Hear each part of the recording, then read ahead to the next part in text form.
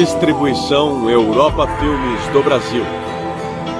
Versão brasileira Lip Sync, São Paulo. História das religiões.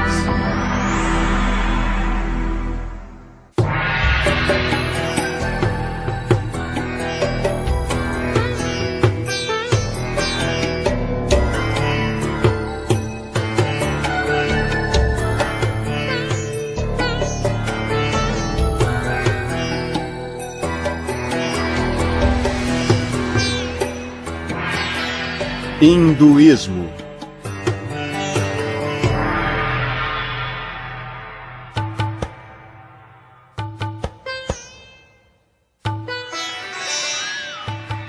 Todos os dias antes do amanhecer, incontáveis hindus levantam para se banharem.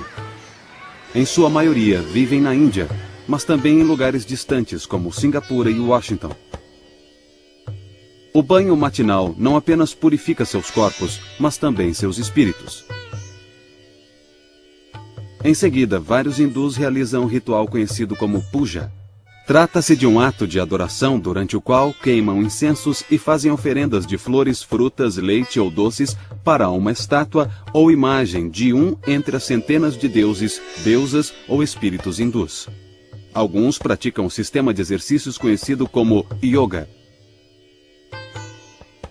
Praticam o controle da respiração, sentados por várias horas na famosa postura de lótus. O hinduísmo abrange uma ampla gama de crenças e práticas. Com efeito, muitas doutrinas e práticas do hinduísmo parecem ser contraditórias, conforme o antigo se mescla ao moderno. O significado mais comum da palavra sânscrita Veda é verdade ou conhecimento, e tem relação com a palavra wit, da língua inglesa. Mas a palavra Veda costuma ser especificamente utilizada em referência às antigas escrituras hindus. As partes mais antigas dos textos védicos estão organizadas em 4 conjuntos distintos de versos, chamados Samhitas. O Rig Samhita, por si só, contém mais de 1000 hinos individuais, compostos de mais de 10.000 versos divididos em 10 livros. Segundo a tradição hindu, sábios inspirados, denominados rishis, teriam ouvido esses versos diretamente dos deuses.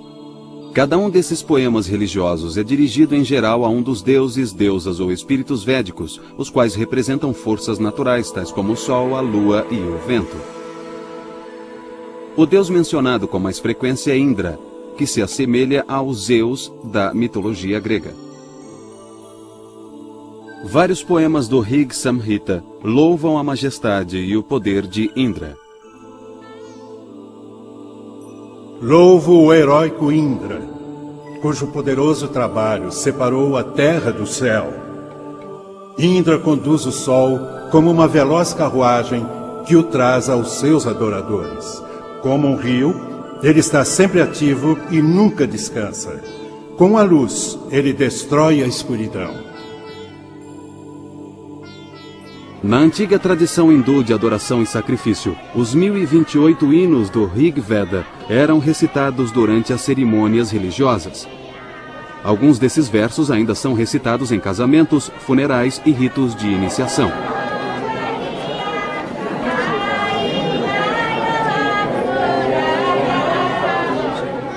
Os simples atos de recitá-los é sagrado, assim como o som produzido.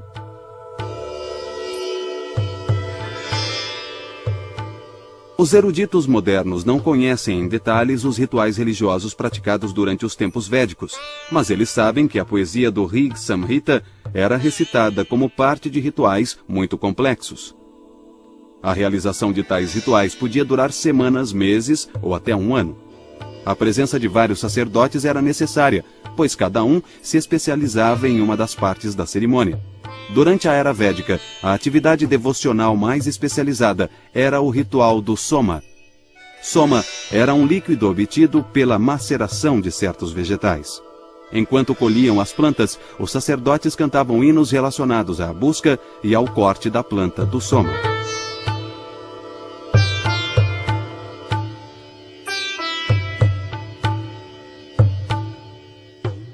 Os brahmanas, compostos aproximadamente entre 1800 a.C., adotam um tom insistente ao defender tanto a importância dos rituais quanto o costume de presentear os sacerdotes que os realizam.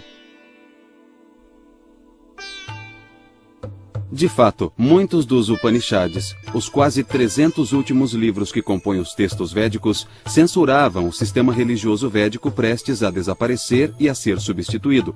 Com efeito, os primeiros textos védicos não mencionam as crenças e as práticas que os contemporâneos costumam associar ao hinduísmo. Os Samhitas indicam que os antigos indianos comiam carne de vaca. Mas ao longo dos séculos, a vaca tornou-se um animal sagrado, um símbolo da fertilidade da terra. Comer sua carne tornou-se um pecado. Os primeiros Vedas descrevem uma vida após a morte. Posteriormente, os Upanishads introduziram uma ideia diferente, a reencarnação. Os hindus passaram a acreditar que as almas não iluminadas estão presas a um ciclo contínuo de morte e renascimento. Moksha, a liberdade do doloroso ciclo de morte e renascimento, tornou-se a meta dos que se dedicam à meditação e à autodisciplina. É provável que as crenças e práticas védicas tinham sido ofuscadas por revoltas religiosas contra a dominação dos sacerdotes e seus rituais rebuscados. As tradições religiosas do jainismo e do budismo, iniciadas no século VI a.C., viriam a se tornar os mais famosos desses movimentos de protesto. O budismo e o jainismo foram, em parte, uma reação ao sistema de castas. Esse sistema é composto de 4 níveis: os brahmanes, ou sacerdotes, os kshatriyas, ou guerreiros, os vaishyas, ou trabalhadores, e os shudras, ou intocáveis. Essas castas eram rígidas e não era possível transitar entre elas. Uma mulher poderia mudar de casta através do casamento, mas o homem ficava preso à sua casta, nascia em uma casta e tinha que seguir as regras de comportamento daquela casta. Os brahmanes eram encarregados dos rituais, e em sua ausência a casta mais elevada se ocupava dos rituais. A obsessão por rituais marginalizou grandes setores da população, alienou-os totalmente de qualquer crença espiritual ou religiosa, pois não podiam tomar parte desses rituais. Eles podiam contratar um brahmane para realizar o ritual, mas não participavam do ritual propriamente dito, ficavam alheios a ele. O desenvolvimento do budismo e do jainismo tem aí uma de suas razões, sendo uma reação contra o extremismo de casta e de ritual. As doutrinas filosóficas e éticas dos jainistas e dos budistas mudaram a natureza do hinduísmo. Os rituais védicos foram ficando em segundo plano a partir do século VI a.C. Teve início uma nova era de desenvolvimento do hinduísmo.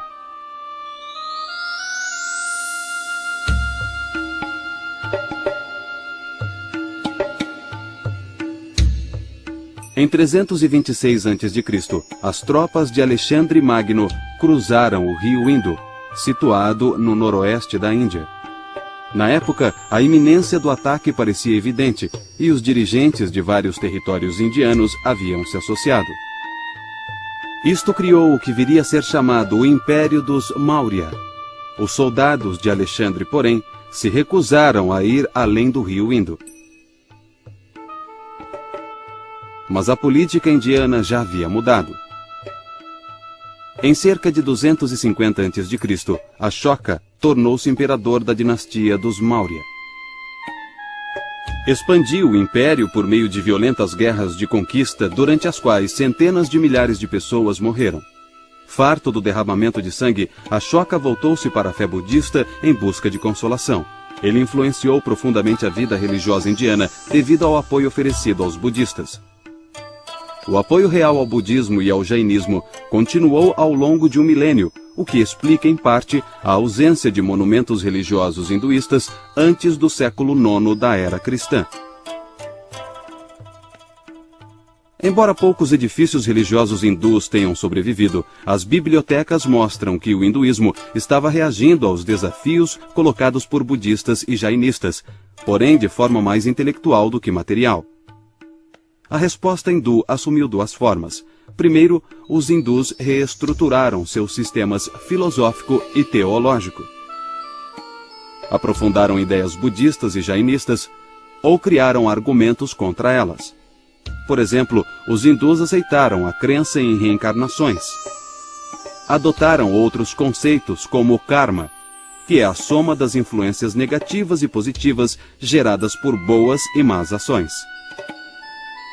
Os hindus também abraçaram a ideia de que o karma pode ter um impacto que se propaga ao longo de várias encarnações, mas rejeitaram a noção de que Buda tivesse aprendido o caminho para a salvação. O segundo tipo de resposta hindu foi a ênfase à adoração de divindades pessoais. Os deuses que se tornaram objeto de adoração não eram os mesmos encontrados nos textos védicos. Vishnu, Shiva, Krishna e Rama ganharam destaque, ao passo que Indra e os outros declinaram. Os Upanishads continham algumas indicações das respostas da filosofia hindu ao budismo e ao jainismo. Por exemplo, o Taittiriya Upanishad começa com várias afirmações que são citações quase exatas de tratados budistas. Entretanto, em sua continuação, o Taittiriya Upanishad conclui que existe um verdadeiro ser interior, o que os budistas negam. Os filósofos e teólogos hindus começaram a sistematizar ideias que não haviam sido plenamente desenvolvidas nos Upanishads. No fim do século VIII e início do século IX d.C., um filósofo talentoso chamado Shankara viria a se tornar o mais célebre expoente da posição que veio a ser conhecida como Advaita Vedanta. Advaita significa literalmente não dual. O Advaita Vedanta afirma, portanto, que a realidade suprema, ou Brahma, e o ser individual, ou Atman, são um só.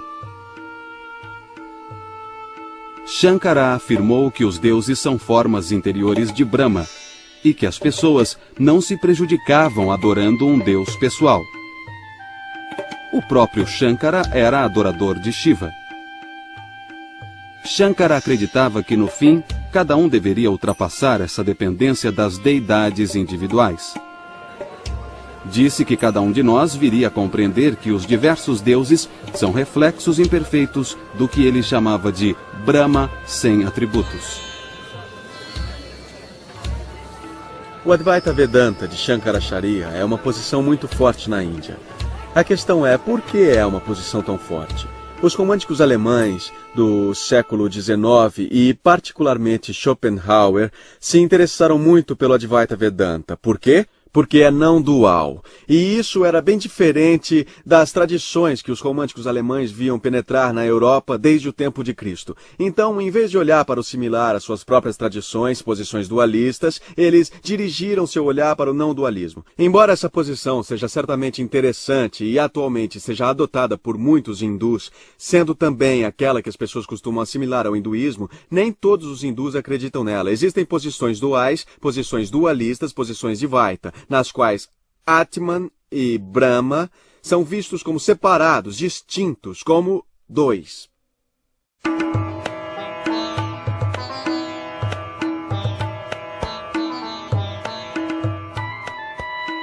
Os primeiros séculos da era cristã testemunharam uma imensa explosão de energia criativa na Índia. Havia teatro, poesia, histórias e muitas outras formas de literatura que expressavam a nova criatividade dentro da civilização hindu. Duas obras vieram a ter importância tanto literária quanto religiosa. Uma delas foi o poema épico chamado Mahabharata, cujo título poderia ser traduzido por O Grande Livro dos Bharatas. Bharat foi o ancestral de duas famílias reais, os Kauravas e os Pandavas. 5 príncipes Pandavas perderam seus direitos de reinar num jogo de dados. Os Kauravas ganhavam o reino, que deveria ser devolvido aos Pandavas depois de um período de 13 anos. Mas no 13º ano, os Kauravas não cumpriram sua promessa. O resultado foi a Grande Guerra dos Bharatas. 18 capítulos específicos do Mahabharata tornaram-se, por sua própria conta, uma escritura sagrada. Esses 18 capítulos são conhecidos como Bhagavad Gita, que significa Canto do Senhor. A Gita é um diálogo entre o príncipe Pandava, Arjuna, e o cocheiro de sua carruagem, que é o deus hindu Krishna, em forma humana. Krishna instrui Arjuna sobre a natureza da realidade. A certa altura, Arjuna olha para as fileiras opostas do campo de batalha, para o exército dos Kaurava. Entre os seus oponentes estão seus primos, um antigo mestre e outros amigos. Ele se enche de terror e remorso ao pensar que terá que matá-los. Ao longo da Gita, Krishna ouve com paciência, enquanto Arjuna se aflige ao pensar nas potenciais consequências da matança.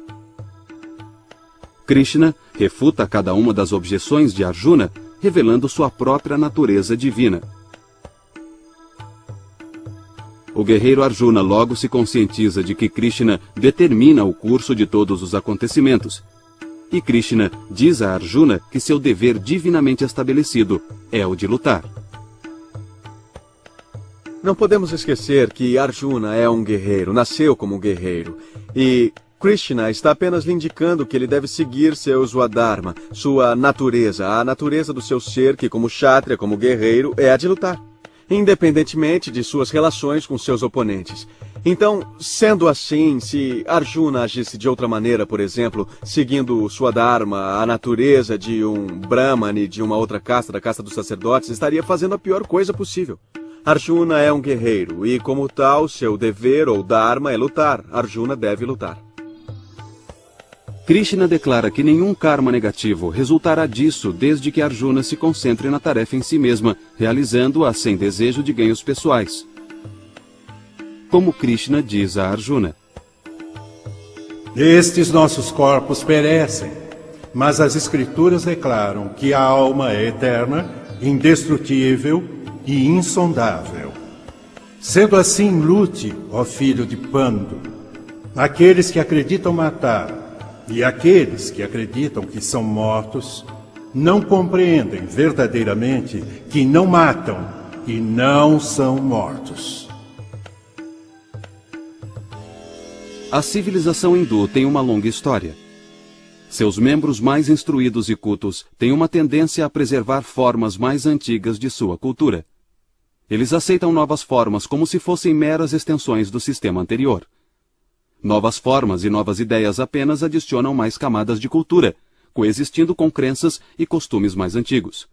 Alguns autores confundiram a persistência das formas antigas com imutabilidade e estagnação, mas isso também proporciona um sentido de permanência, assimilando ao mesmo tempo grandes mudanças. A religião hindu não tem um fundador específico. Há muitas crenças na tradição de que foram herdadas. Algumas pessoas adotam uma crença devocional em relação ao Supremo, outras seguem um caminho de Gyana, que é o caminho do conhecimento e do reconhecimento. Existem várias abordagens. Existe o Karma Yoga, que é o caminho do serviço desinteressado, e assim por diante. Praticamente qualquer tradição ou crença que é seguida tem algum paralelo dentro da tradição hindu. O símbolo pode ser ligeiramente diferente, mas o que representa tem seu paralelo dentro da tradição hindu. Na Índia é possível viver numa casa onde mora 3 ou 4 pessoas, e cada uma se aproxima do Supremo de uma maneira particular. Na verdade, pode até haver um cristão morando na casa e outro morador pode ser um hindu, todos morando na mesma casa. E todos têm respeito um pelos outros. Porque o fundamento do hinduísmo é um mesmo ser se manifestando de diversas maneiras. Em outra categoria de livros, chamados Dharma Shastras, ou livros da lei, os escritores brahmanes da Índia descreveram a vida como uma série de categorias lógicas. Por exemplo, dividiram a vida do homem, mas não a da mulher, em estágios distintos. Durante a juventude, um homem deve ser estudante e aprender os Vedas de um professor experiente. Depois deve tornar-se um chefe de família, responsabilizando-se pela reprodução e preservação do mundo material. Um homem que avança em idade deve ir se afastando das coisas do mundo.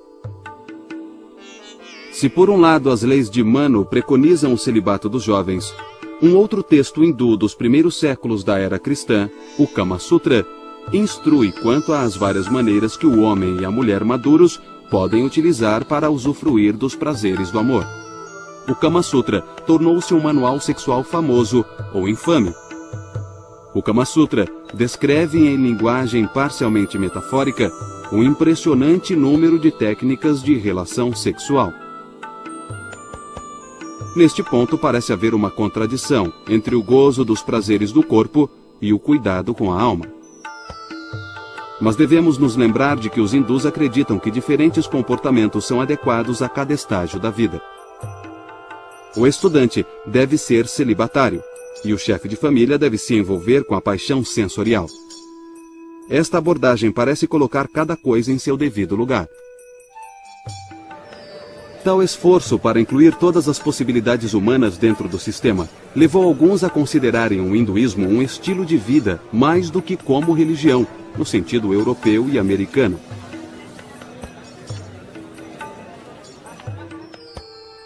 Uma outra dimensão do estilo de vida hindu surgiu no que poderia ser chamado de Baixa Idade Média da Índia. Esta nova dimensão era um sistema bastante desenvolvido de astrologia e continuou a ser parte importante da vida hindu. Extensos manuais sobre o assunto eram facilmente encontrados, e o astrólogo de calçada tornou-se uma figura importante em todas as cidades e vilarejos. No caso de decisões importantes como a realização de um casamento, os horóscopos da noiva e do noivo recebiam cuidadoso estudo. Os horóscopos também eram consultados para escolher o dia mais auspicioso para o casamento. Assim, tanto as estrelas como as fases da lua, os dias do mês e as horas do dia têm um papel de destaque na vida dos hindus. Dessa maneira, a astrologia se assemelha à água como um dos elementos práticos do hinduísmo. Hindus, judeus, cristãos e muçulmanos utilizam a água tanto física quanto simbolicamente, como substância de purificação. Os cristãos entram em uma nova vida através do batismo. Os muçulmanos têm que se lavar antes de orar para se purificarem. Da mesma maneira, os hindus consideram o banho como um ato que remove qualquer forma de impureza, razão pela qual a maioria dos hindus se banha todas as manhãs. Os hindus consideram o rio Ganges, no norte da Índia, como a água mais pura do mundo. Muitos hindus acreditam que um banho no Ganges elimina todos os pecados. Os idosos às vezes escolhem passar seus últimos dias à beira desse rio, particularmente em uma das cidades sagradas por onde ele flui. Após a morte, eles são cremados e suas cinzas são espalhadas sobre o rio.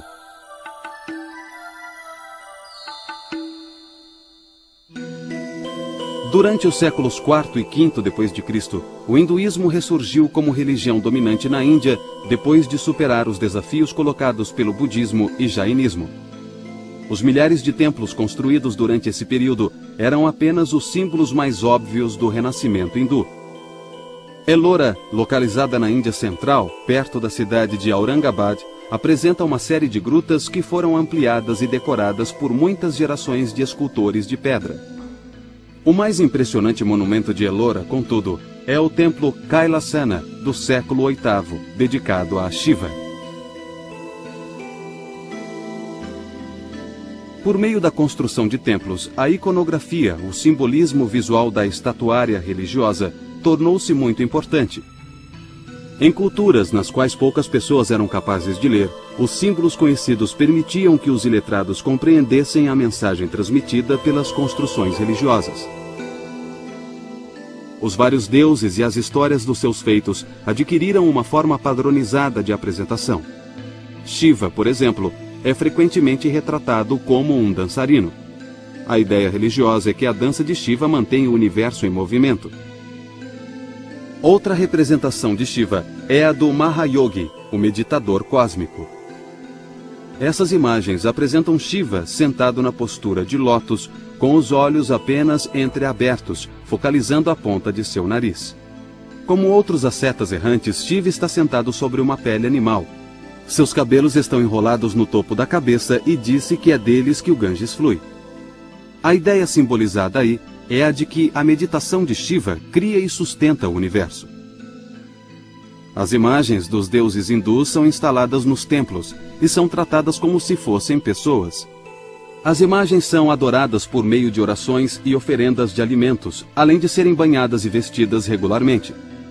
Judeus, cristãos e muçulmanos consideram a adoração de imagens como idolatria. Mas os hindus sabem que Deus existe espiritualmente e não pode ser reduzido a uma imagem ou estátua. Embora mostrem grande respeito pelas imagens em si mesmas, os hindus cultuam na realidade o que as imagens representam. Na maneira hindu de ver as coisas, só há um ser que se manifesta de diversas maneiras. As deidades são cristalizações desses princípios. A mesma consciência universal se manifesta em cada deidade, mas é uma das naturezas de Deus ou um dos sabores de Deus que é representado pelas deidades. Por exemplo, o aspecto de Deus que remove os obstáculos é personificado como Ganesha, mas sob o aspecto externo está a mesma consciência onipotente. Quando adoradores hindus se dirigem a um templo particular, realizam os rituais de puja, isto é, a adoração composta por oferecimento de alimentos e orações para a imagem do Deus. Acredita-se que a deidade absorva a essência do alimento e da roupa a ela oferecida. Os adoradores hindus ganham mérito espiritual por meio das oferendas aos deuses. Também ganham reputação de pessoas que oferecem sacrifícios, o que aumenta o seu prestígio dentro da sociedade. Puja no templo, porém, é um evento relativamente raro na vida do hindu comum, que costuma oferecer um puja diário a um pequeno templo dentro de sua própria casa.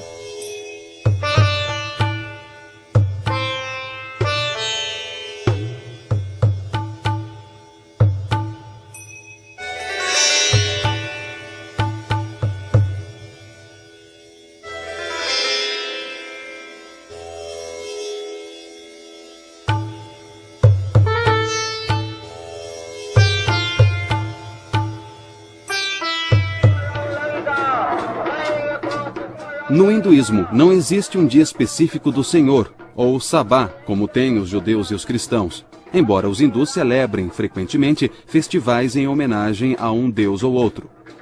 Um dos mais famosos entre esses festivais é o Ram Lila, ou Saga de Rama, que é especialmente popular no norte da Índia. O Ramayana é quase tão popular e influente quanto os Mahabharata e seus capítulos sagrados, a Bhagavad Gita. No Ramayana, o deus Rama assume a forma humana de um príncipe. A história se desenrola em torno do sequestro de Sita, esposa de Rama, pelo demônio chamado Ravana. Rama e seu irmão Lakshmana buscam Sita e seu capturador, e disso decorrem muitas aventuras. Rama faz uma aliança com Hanuman, e finalmente ele e Lakshmana confrontam o demônio na ilha do Sri Lanka. Utilizando o poder divino de Rama e de milhares de macacos do exército de Hanuman, os heróis matam o demônio.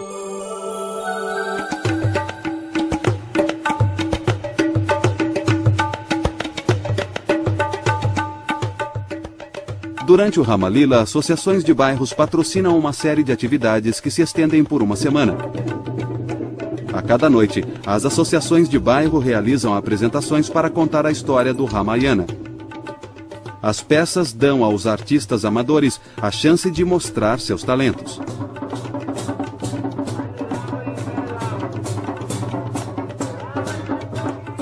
As associações de bairro também constroem um imenso boneco do demônio Ravana em papel machê.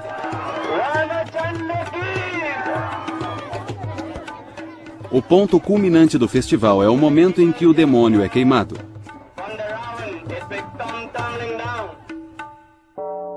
No século XI da era cristã, diversas forças internas e externas atuando na Índia contribuíram para dar ao hinduísmo sua forma moderna. A primeira e mais significativa força externa foi a chegada dos muçulmanos. Os muçulmanos provenientes da Ásia Central e do Afeganistão viriam a ter grande impacto na vida indiana. O sultão Mahmud, governante de Ghazna nos séculos X e XI, região atualmente chamada de Afeganistão, ordenou as primeiras grandes invasões muçulmanas pelo Estreito de Khyber.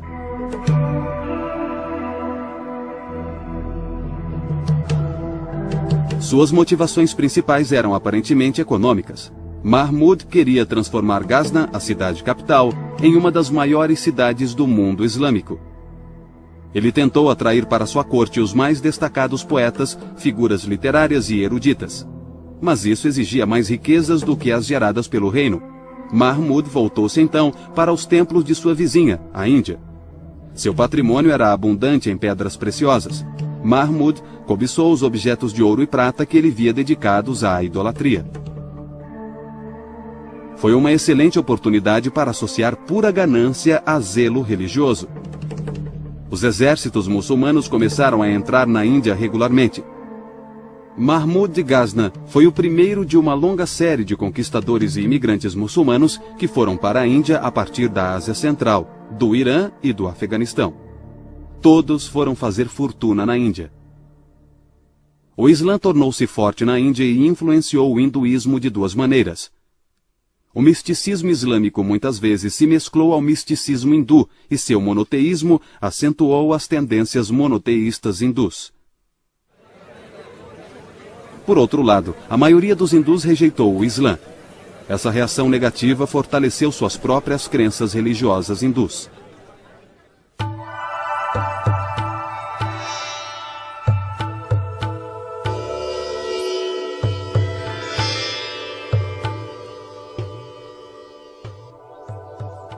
Os movimentos Bhakti renovaram o hinduísmo entre os séculos IX e XVIII da era cristã. Os devotos não estavam interessados nas áridas doutrinas filosóficas dos adeptos do Advaita, que discutiam a realidade última e única do ser. Os Bhaktis, ao contrário, concentravam-se no amor estático por Deus. Abraçaram plenamente os conceitos de sacrifício, entrega e devoção, implícitos na palavra Bhakti.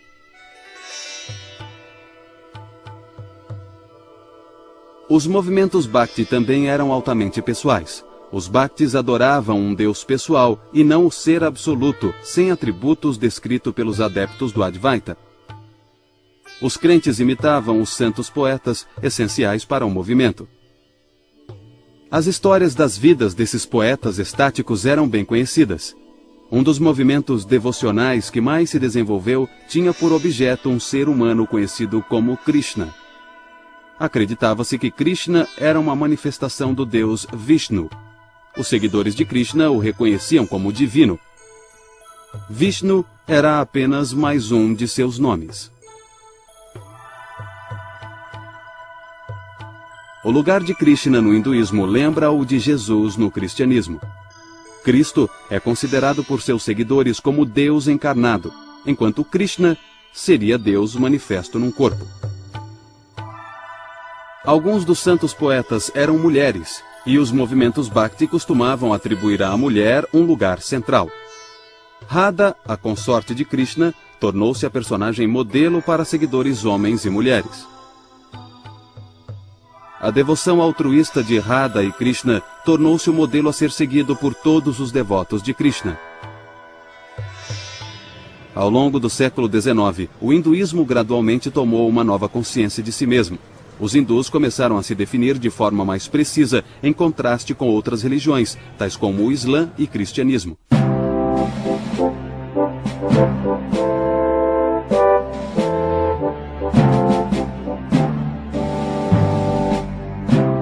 Quando chegaram à Índia no início do século XVII, comerciantes britânicos buscaram concessões comerciais dos imperadores mongóis que eram muçulmanos. Posteriormente, perceberam que a maioria do povo não era muçulmana. Foi somente no início do século XIX que o termo hinduísmo se disseminou. Os indianos adotaram o termo cunhado pelos ingleses. É muito confuso o fato de hinduísmo não ser um termo nativo. Os hindus não se referiam a si mesmos assim antes dos ingleses. Os ingleses usaram esse termo, em parte, como uma forma de distinguir entre hindus e muçulmanos. A questão também acabou se tornando política, pois se você chama a si mesmo de hindu, você atribui a si mesmo mais poder, porque a população se chamava assim em oposição aos muçulmanos. Sendo assim, o termo não é nativo. Atualmente, é claro, ele ganhou vida própria e é usado pelos indianos para descrever essas religiões do sul da Ásia. As religiões que excluem o Islã, o cristianismo, o budismo e o jainismo são todas chamadas hinduísmo. É um termo abrangente. Ram Mohan Roy foi uma das figuras principais envolvidas no moderno desenvolvimento do hinduísmo.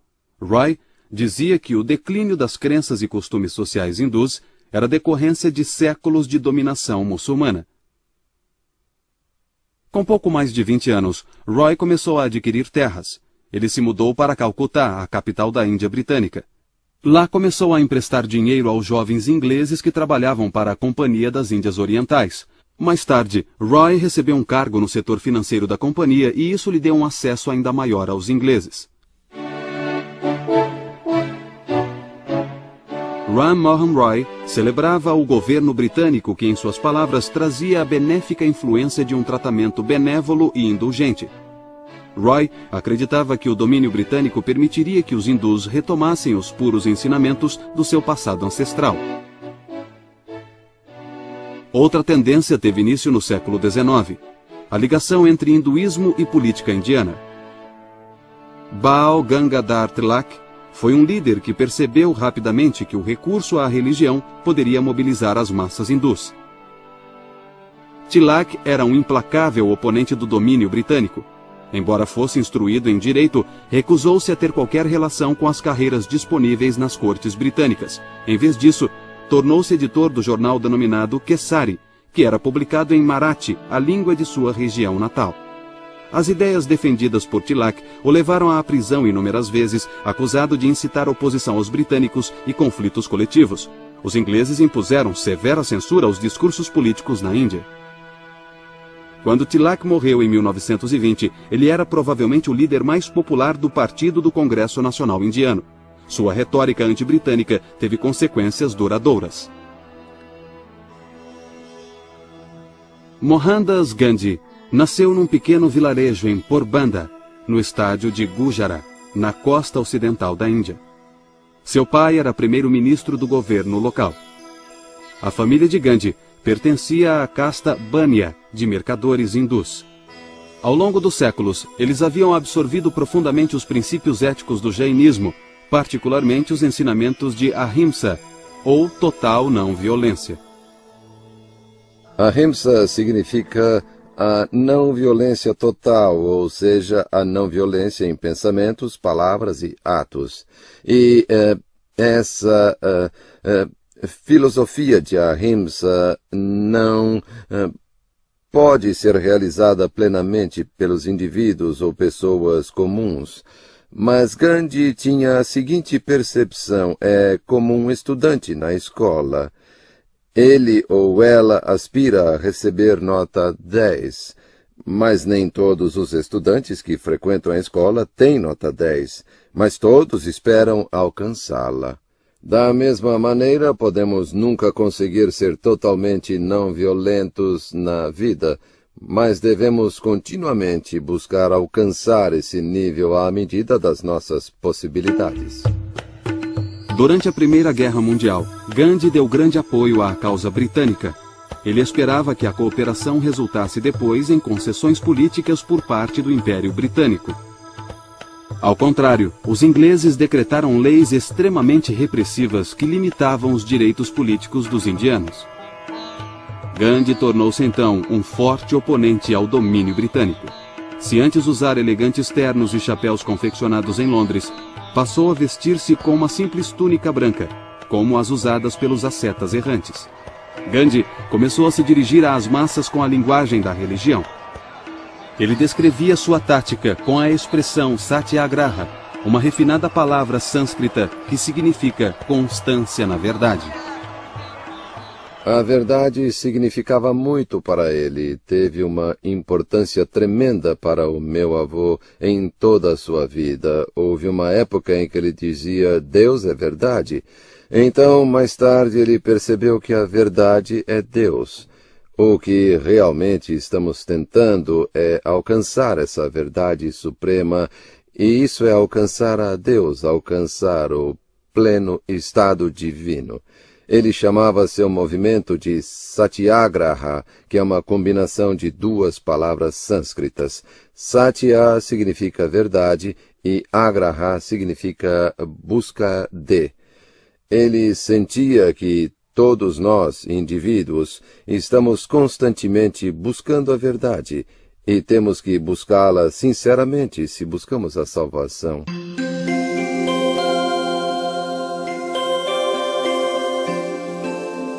Gandhi aprendera muito com Tilak sobre como recorrer à religião para impelir as massas indianas. Mas ao contrário de Tilak, que elogiava atos políticos violentos, Gandhi enfatizava a tolerância e o caráter inclusivo do hinduísmo. Em vida, Gandhi tornou-se conhecido como Mahatma, um título cujo significado é grande alma. Como Mahatma, ele tentou trazer os não-hindus para o movimento pela independência. Ele veio a perceber que a Índia era constituída por diversas religiões. Há uma significativa população muçulmana, uma significativa população cristã e pessoas que acreditavam em muitas outras religiões tribais. Então, trata-se de um conglomerado de diferentes credos religiosos e não podíamos desejar eliminá-las. Não podíamos declarar a Índia um estado hindu e esquecer o resto das pessoas. O país tinha que sobreviver como um estado leigo que daria oportunidades iguais e direitos iguais às diferentes religiões e às pessoas que acreditavam nessas diferentes religiões. Assim, quando ele percebeu a existência de todos esses fatores, acho que ele percebeu que seria sábio mudar as crenças das pessoas. Entre 1919 e 1924, ele forjou uma aliança entre o Congresso Nacional e um grupo de jovens líderes muçulmanos. Essa aliança foi sempre frágil. Gandhi costumava usar símbolos hindus para propósitos políticos. Por exemplo, ele pedia constantemente que os muçulmanos abolissem o ritual de sacrifício de vacas. Os muçulmanos não faziam objeção ao consumo de carne de boi, e na festa de comemoração do sacrifício de Abrão, frequentemente realizavam um sacrifício ritual de vacas. Como Tilak, Gandhi adotou a vaca como símbolo da Índia hindu.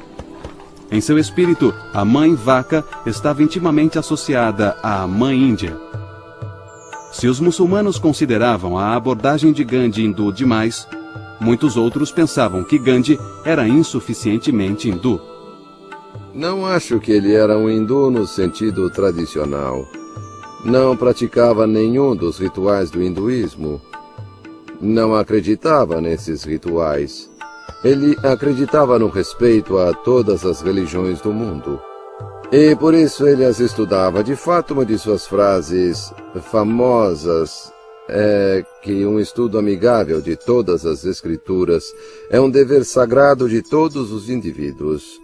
Ele realizou esse estudo amigável. Estudou a Bíblia, estudou o Antigo Testamento, estudou o Alcorão e tudo mais. Ele estudou todas essas escrituras e extraiu de cada uma delas o que achou que seria útil para a sua vida pessoal, incorporando isso em seu estilo de vida.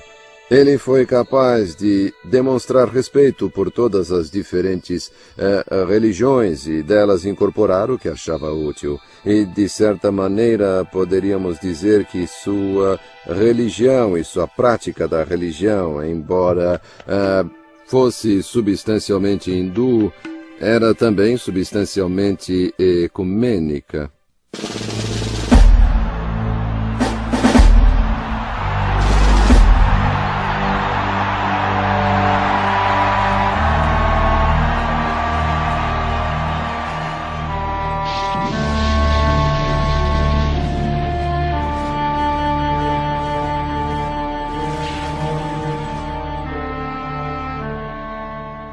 Depois da Segunda Guerra Mundial, a Índia britânica se dividiu. Um novo país chamado Paquistão era majoritariamente muçulmano e a Índia era majoritariamente hindu. Vários milhões de muçulmanos permaneceram na Índia e Gandhi se empenhou em desfazer a fissura entre muçulmanos e hindus. Muitos começaram a ridicularizá-lo, chamando-o de Mohamed Gandhi. Em 1948, Nathuram Godse aproximou-se de Gandhi quando este se dirigia a uma reunião de orações e nele atirou, matando-o. Como podemos constatar, o debate continua no interior do hinduísmo a respeito da natureza dessa religião. O hinduísmo não é apenas uma crença viva, é também uma crença vívida e uma grande variedade de crenças e práticas coexistem dentro dele. Após quase 40 séculos de existência, o hinduísmo continua em formação. Nenhuma versão exclusiva foi capaz de determinar as doutrinas hindus e seus valores. Talvez o fato mais notável seja a sobrevivência e a adaptação de uma tradição religiosa por um período tão longo.